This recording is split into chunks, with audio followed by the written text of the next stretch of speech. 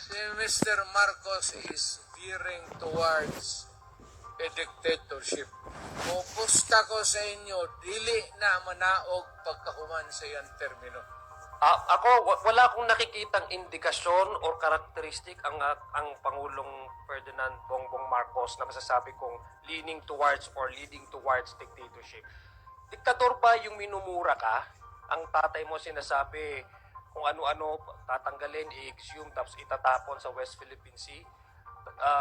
Itathreaten ang buhay mo, itathreaten ng wife mo, itathreaten ang Speaker of the House, ang nagkapinsan mo. Isang beses sinabihan ko talaga si Senator Amy. Sabi ko sa kanya, kung hindi kayo tumigil, bubukayin ko yung tatay ninyo. Itatapon ko siya sa West Philippine Sea.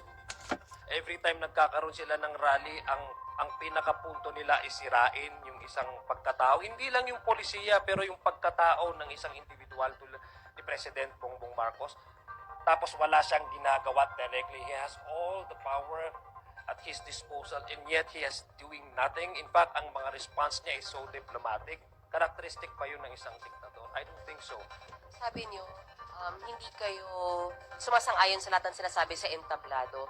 Ma'am, si Pangulo kasi mismo yung medyo strongly worded yung mga speeches and usually against sa kabilang panig. Yun ba yung inaayawan niyo? O hindi niyo inaagrihan? Siguro may dahilan siya kung bakit ganun sa iyo.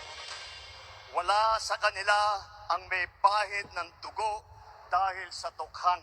Wala sa kanilang kasabwat sa pagpulsa ng sako-sakong pera, pinagsamantalahan ang krisis ng pandemya, pinabayaan ang ating mga kababayan na magkasakit at mamatay. Nagtataka nga ako, parang yung mga iba na naging kandidato, nag-deliver lang yata ng suka, nabigyan na ng certificate of candidacy. Wala ang ikukumpara sa ating mga kandidato.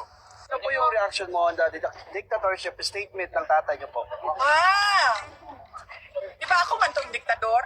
Ingon sa mga, ingon nila, ako tong diktador, ako to sir.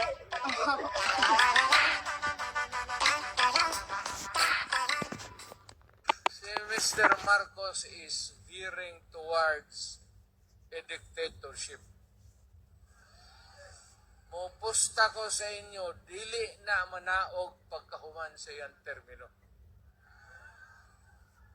Pareha na sa iyang tatay, magkagubot na punta. Because ang iyang buhaton, mag-declare na po martial law, pareho sa iyang papa. Pag martial law, why election, siya na po imuilit. Iyang gamiton tong ibuhat sa iyang tatay.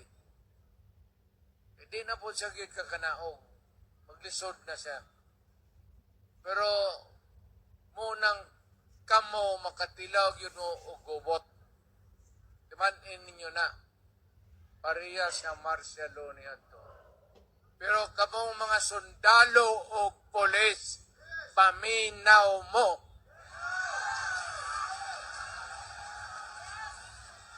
Kanang ambisyon sa usa ka tao, ayaw mo pagsakay. Kay madugay, madali, matapos mangyod na. Unya, illegal man na. Pamili mo at tumungat to sa sayop. Duwar man na. Naisayop, naitama. Pili lang. Sundalo, polis. Aray ka sa sayop. Mag-inkwentro ay.